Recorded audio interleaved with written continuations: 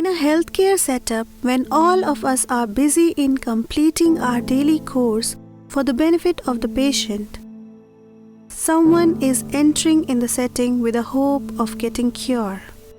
Someone is waiting for their turn to be examined. Someone is waiting outside the operation theatre to be informed about the success of the surgery. Someone is waiting for a donor for more than an year. A newborn is struggling to thrive since the very first day in the outside world. A young girl is regretting a terrible accident. Someone is struggling to breathe. A child is missing her hair, which are lost due to chemotherapy. We, being nurses playing a major role in care of patients, can provide a helping hand to someone in need, a touch that can heal, ear that can listen to their pain, eyes which see their pain, and a hand which can provide support when they are breaking. And for this, all we need is empathy. नमस्कार, welcome to this training session. मैं हूं रश्मि रावत और यह training आप सभी को empathy और empathic communication के विषय में जानकारी देने के लिए ऑर्गेनाइज की गई है।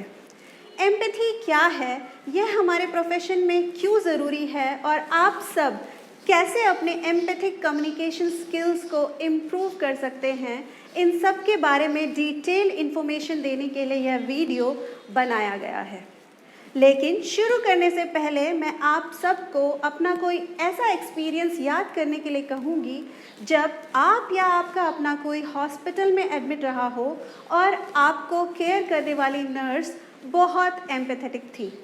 उसके बिहेवियर में ऐसा क्या था जिससे वो आपको एम्पैथेटिक लगी और उसकी केयर में आपको कैसा महसूस हुआ। मैं आपको फिर से अपना कोई ऐसा एक्सपीरियंस याद करने के लिए कहूँगी जब आप या आपका अपना कोई हॉस्पिटल में एडमिट रहा हो और आपको केयर करने वाली नर्स बिल्कुल भी एम्पैथेटिक नहीं थी।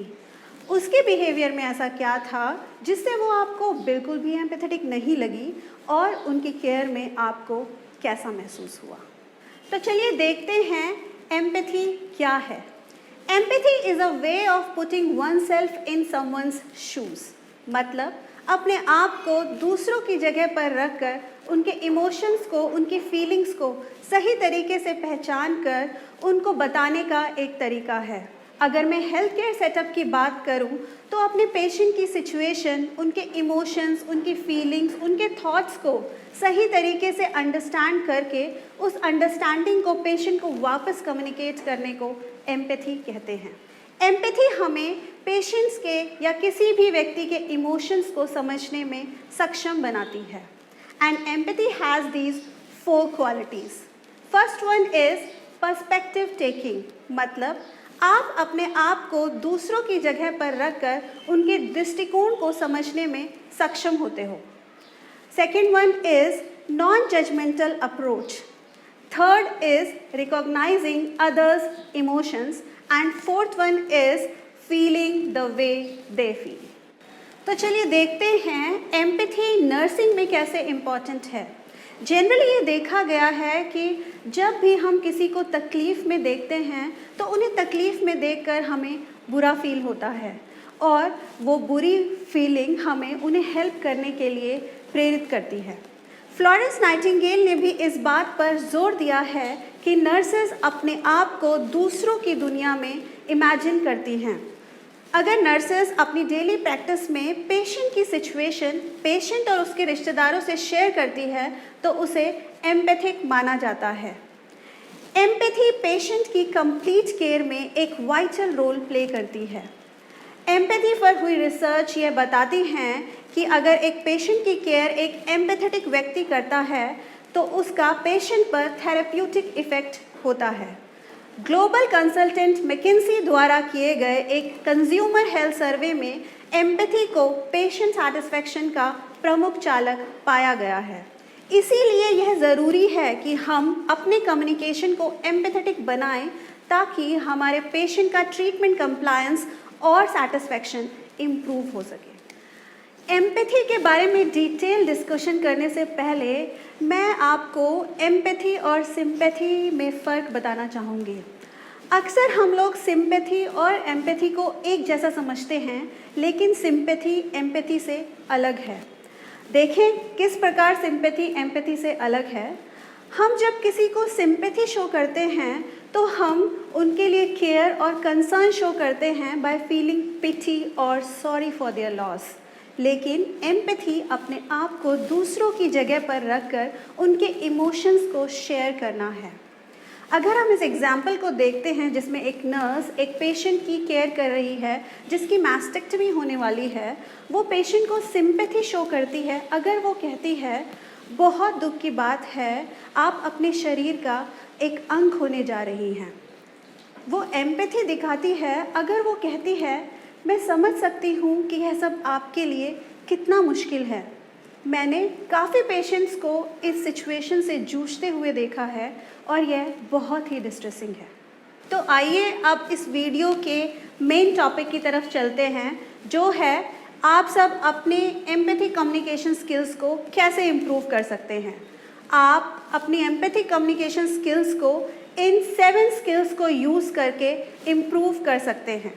पहला है empathetic listening, second one is using non-judgmental approach, third is acknowledge, fourth is validate, fifth is use of empathetic language, sixth one is understand and express the differences in individuals, and the last one, that is 7th one, is avoid labels. तो चलिए पहले skill की बात करते हैं, जो है empathetic listening. Friends, empathetic listener बनने के लिए जो पहली और सबसे ज़रूरी बात है हमारी बॉडी लैंग्वेज, और हमारी बॉडी लैंग्वेज में हमें इन बातों पर ध्यान देने की ज़रूरत है। Maintain your body posture open, that is you have to maintain an open posture, eye contact, lean towards the patient, nod your head while listening or conversing with the patient, maintain a professional space, use touch appropriately, offer general lead like yes, I see, go on, don't look at the watch or other devices in between, be attentively silent. कभी कभी patient को आपसे कोई immediate solution नहीं चाहिए होता अपनी problem का। पेशेंट को ये चाहिए कि उनके साथ कोई बैठकर थोड़ी सी देर उन्हें सुन ले। पेशेंट के साथ एक कनेक्शन स्टेब्लिश करिए। एम्पैथेटिक लिसनिंग हम उन पेशेंट के साथ ट्राई कर सकते हैं जिनको कोई क्रिटिकल इलनेस डायग्नोज हुई हो और हम सबको ये समझ में नहीं आता कि हम उस समय कैसे रिएक्ट करें। आप उस समय साइलेंटली पेशेंट के साथ बैठकर सिर्फ पेशेंट को सुन सकते हैं। पेशेंट के द्वारा दिए गए संकेतों को सुनने की कोशिश करें ताकि पेशेंट यह समझ सके कि आप उन्हें ध्यान से सुन रहे हैं। इसे मैं इस एग्जाम्पल के द्वारा समझाना चाहूँगी।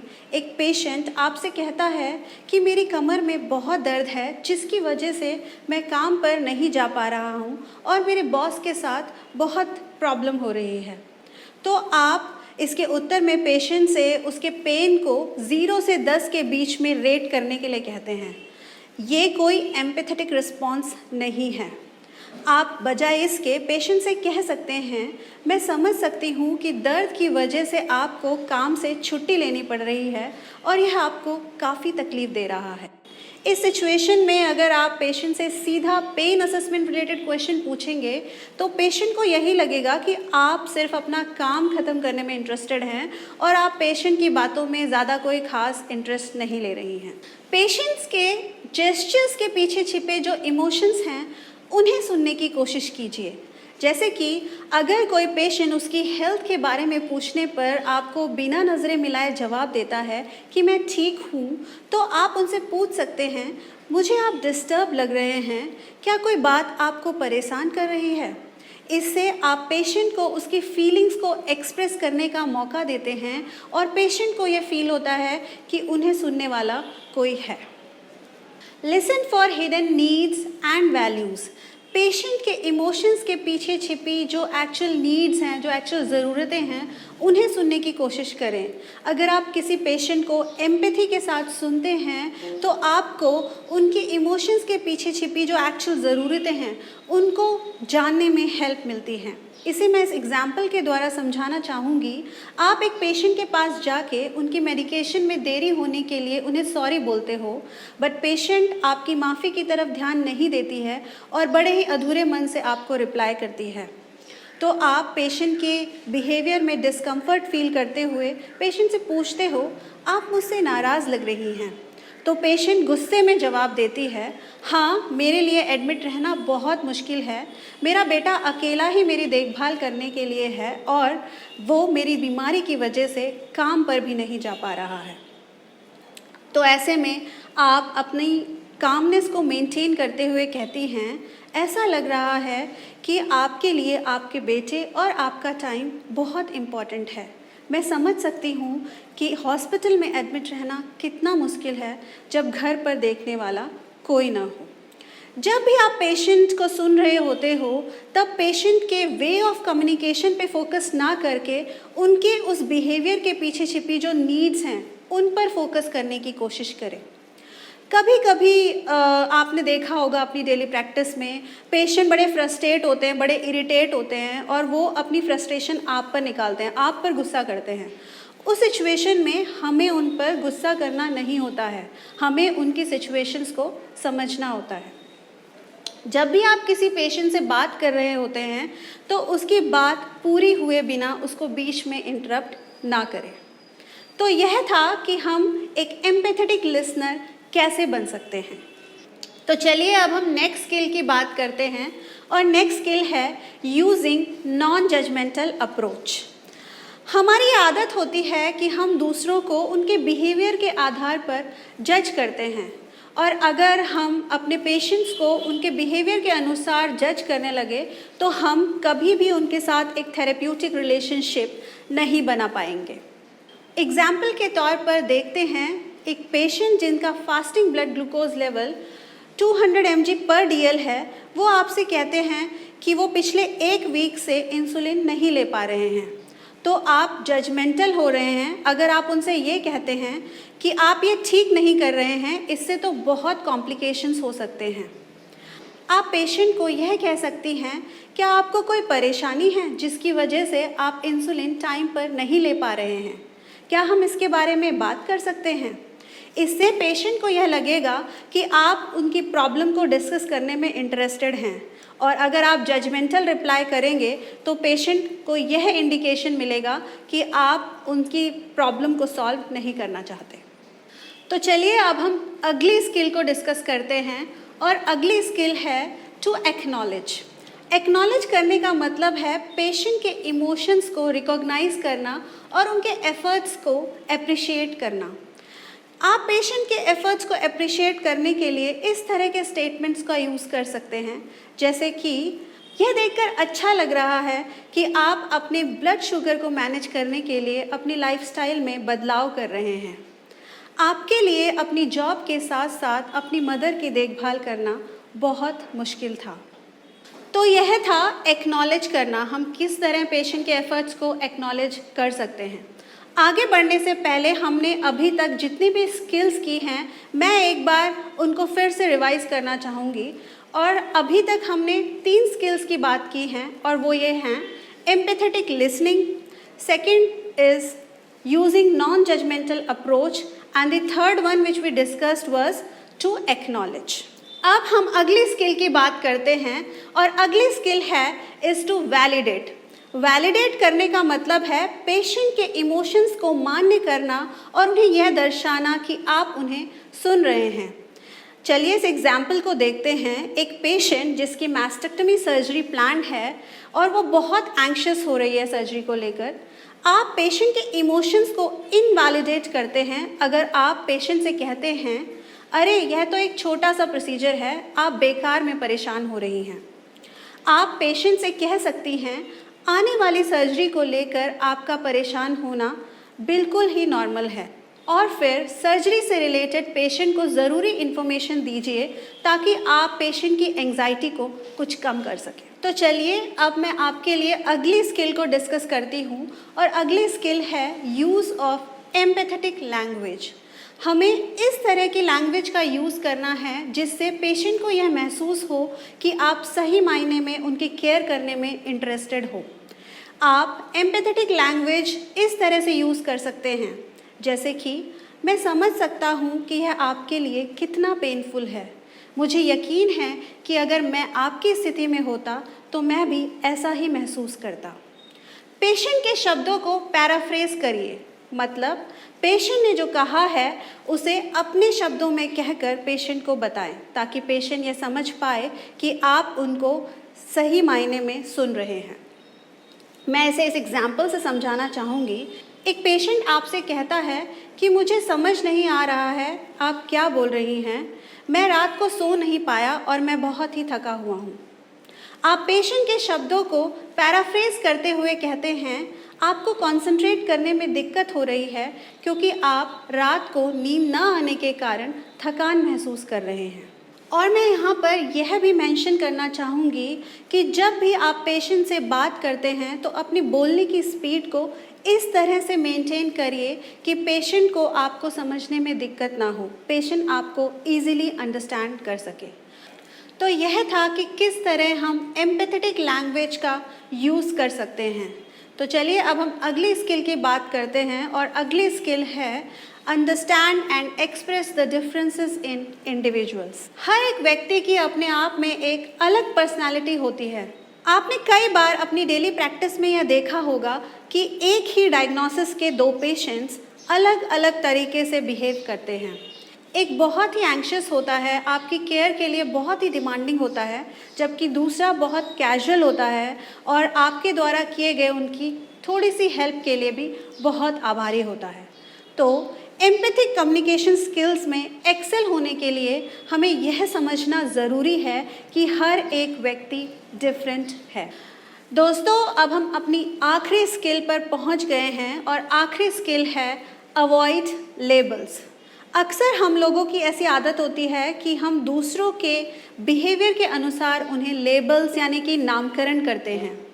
हम लोगों को डिफरेंट तरीके के लेबल्स देते हैं जैसे कि insane, irritating, addict, crazy, trouble maker, weird, criminal. एक व्यक्ति को अगर हम लेबल करते हैं तो उससे हम उनके साथ अपने बिहेवियर को डिसाइड करते हैं। यदि हम अपने पेशेंट्स को उनके बिहेवियर के अनुसार लेबल करने लगे तो उससे हमारा एटीट्यूड उनके प्रति बदल जाएगा और हम उनकी केयर करने में एम्पैथी नहीं शो कर पाएंगे। और अब मैं एक बहुत ही निग्लेक्टेड पहलू पर रोशनी डालना चाहूँगी जो है communication with N unconscious patient.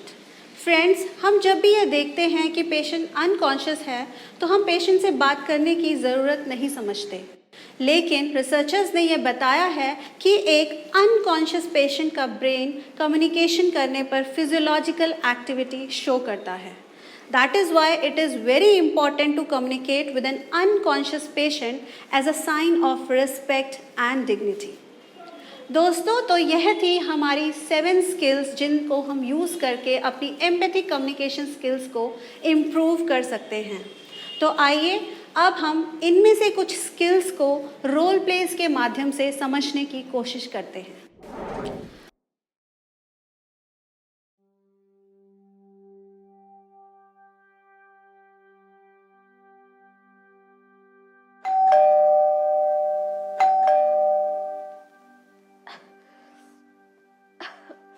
कोई भी नहीं आ रहा है सुबह से यहाँ पर।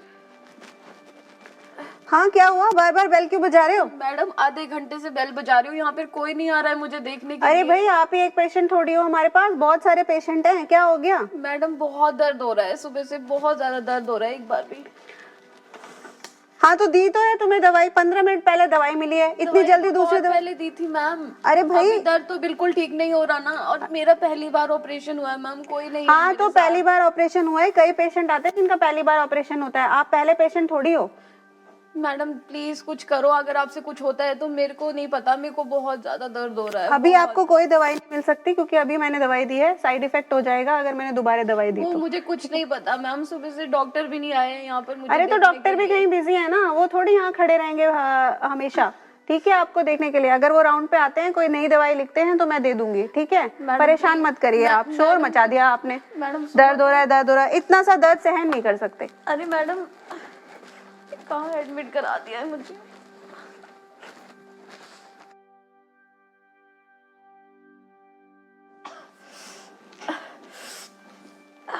दर्द हो रहा है यार, कोई नहीं आ रहा सुबह से।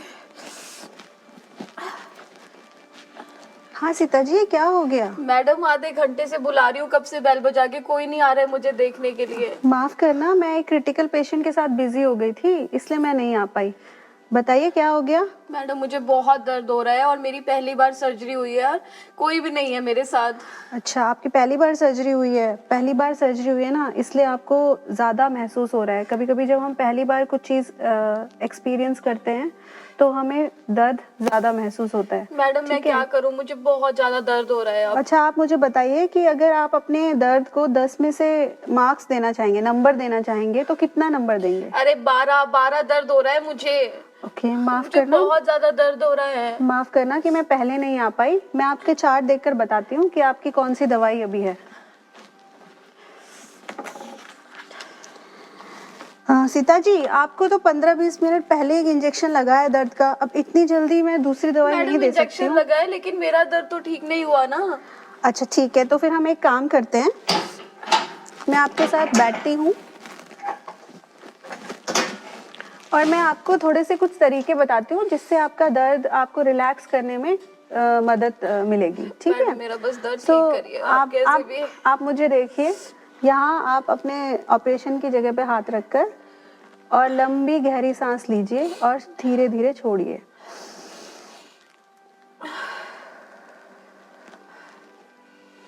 हाँ, एक और बार।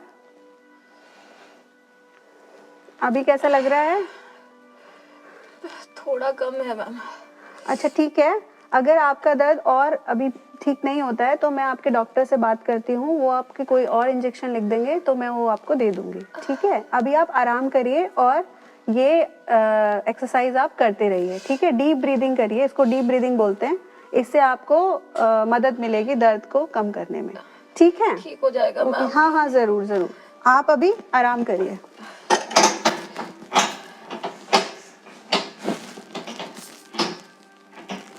ठीक है, मैं फिर आती हूँ, कुछ और दिक्कत होगी तो बताइएगा। ठीक है मैम, थैंक यू।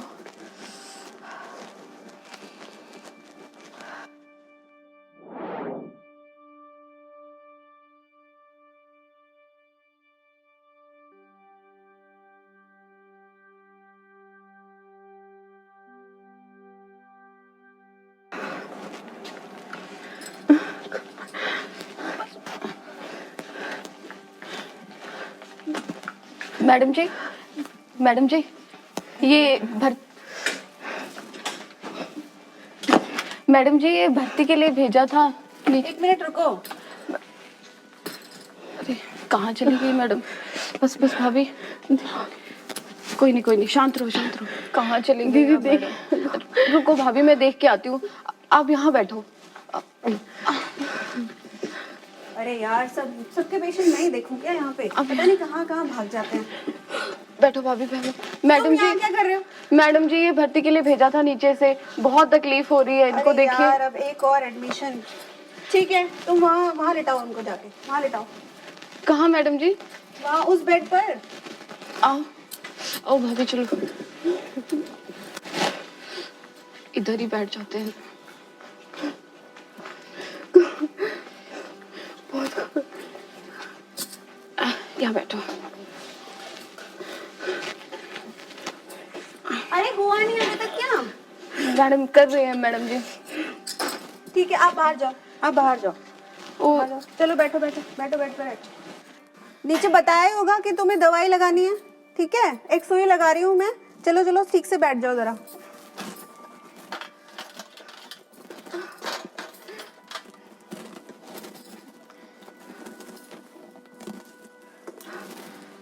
दिखाओ, हाथ दिखाओ।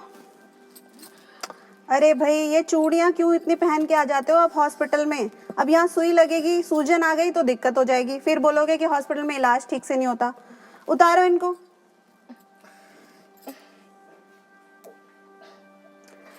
दिखाओ, इनको तो तोड़ना ही पड़ेगा। मैडम जी मैंने कल ही पहनी है। तो फिर उतारो।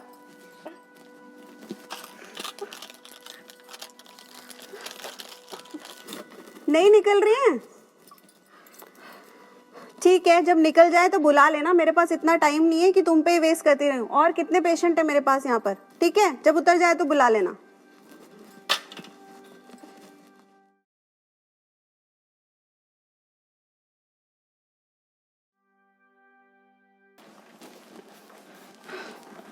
आओ अभी। मैडम जी नमस्ते। मैडम जी नमस्ते। मैडम, ये एडमिशन के लिए भेजा था, इनको बहुत तकलीफ हो रही थी। अच्छा अच्छा, क्या हुआ? इनको घबराहट हो रही है बहुत। ओके, मैं इनका बीपी वगैरह चेक कर देती हूँ। आ जाइए, उस बेड पे ले जाते हैं इनको।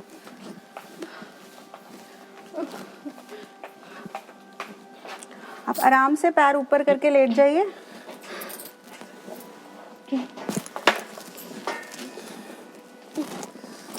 ठीक है, मैं बीपी अपरेटस लेकर आती हूँ। बस भाभी बस, घबराओ मत, सब ठीक है।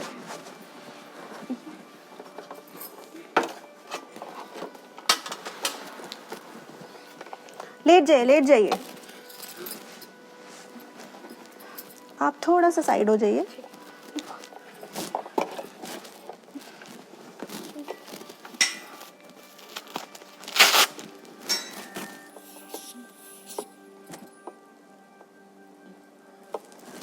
जी, बीपी तो इनका ठीक आ रहा है। मैडम जी बहुत मैं घबराहट आपकी हो रही फाइल है देखती हूँ, अभी बताती हूँ। भाभी घबराओ मत, बैठोगे? बहुत घबराहट हो रही है। अच्छा, इनकी ना नीचे से एक दवाई लिख कर आई है, अभी मैं वो दवाई चढ़ा देती हूँ, उसके बाद इनको थोड़ा अच्छा फील होगा। ठीक है, आप लेट जाइए, तब तक मैं सामान लेकर आती हूँ। बस बस घबराओ मत, सब ठीक हो जाएगा।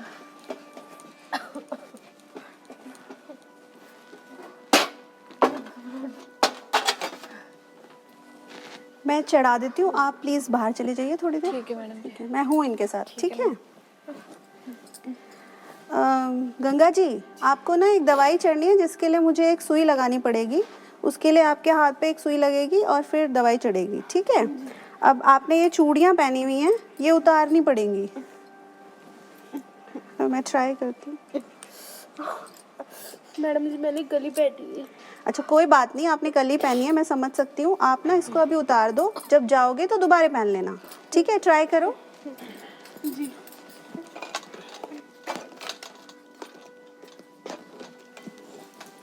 मैडम जी मुझसे नहीं निकल रही है। ओहो, मेरे साथ वालों को बुला दीजिए। अच्छा ठीक है। कौन है वो आपके साथ, नाम क्या है उनका? जी ज्योति तो। ज्योति, ठीक है, कोई नहीं, अभी आप आराम करो, मैं बुलाती हूँ। ज्योति जी। हाँ जी मैडम जी।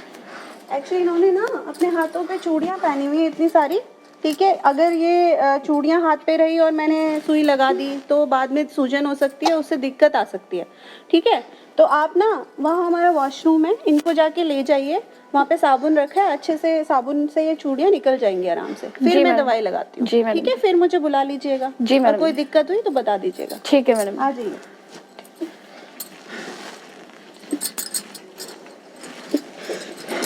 उधर कुछ आओ भाभी उतार लेते हैं, चलो।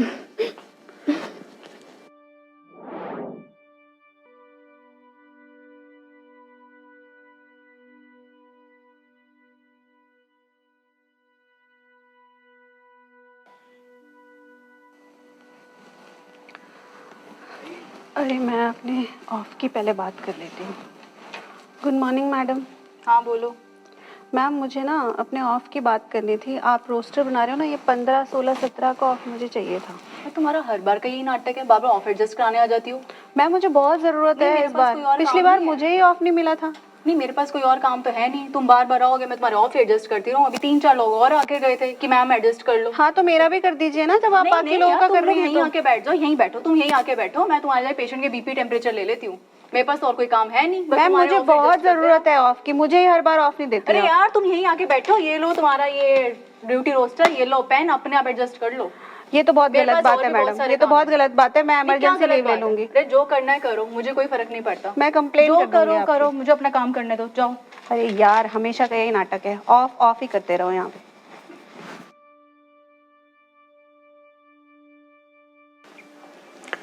अरे मैं अपने ऑफ की बात कर लेती हूँ पहले। Excuse me madam, good morning. Good morning Rashmi, how are you? Fine ma'am, how are please you? Have a seat Rashmi. Thank you ma'am. और बताओ रश्मि।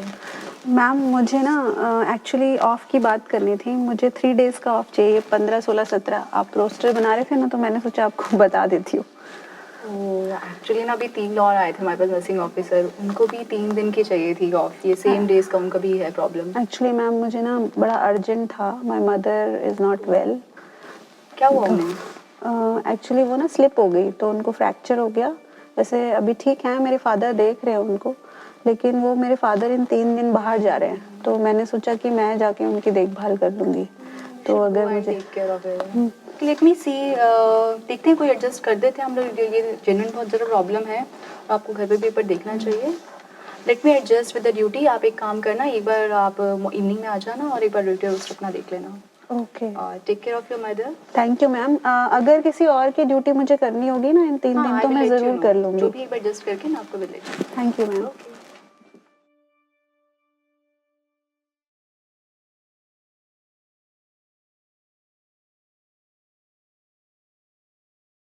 और अंत में मैं इस वीडियो को यहीं विराम देते हुए इस बात पर जोर देना चाहूँगी कि एम्पैथी हमारी बातों को प्रभावशाली और दूसरों को हमारी बातों के लिए रिसेप्टिव बनाती है और हमारे पेशेंट का कॉपरेशन एनहांस करती है। इमोशंस पेशेंट के द्वारा दिए गए वो इंडिकेशंस हैं जिससे हमें यह महसूस होता है कि पेशेंट के लिए क्या इम्पॉर्टेंट है। जब भी आप पेशेंट से एम्पैथिकली कम्युनिकेट करते हैं तो अपना ध्यान पेशेंट के इमोशंस और उनके पीछे छिपी ज़रूरतों पर फोकस करें, बजाय यह सोचने के कि आप उनसे किस तरह से डील करेंगे। इससे आप जजमेंटल होने और पेशेंट या रिलेटिव के साथ होने वाले किसी भी कन्फ्लिक्ट से बच पाएंगे। एक दिन में कोई भी एम्पैथिक कम्युनिकेशन स्किल्स में एक्सीलेंट नहीं बनता। अगर हम रोज़ अपने बिहेवियर में एम्पैथी लाने की कोशिश करें तो धीरे धीरे यह हमारी आदत में आ जाएगा और इससे हमारा और हमारे पेशेंट का सेटिस्फैक्शन इम्प्रूव होगा। Thank you friends for your patient listening. जय हिंद, जय भारत।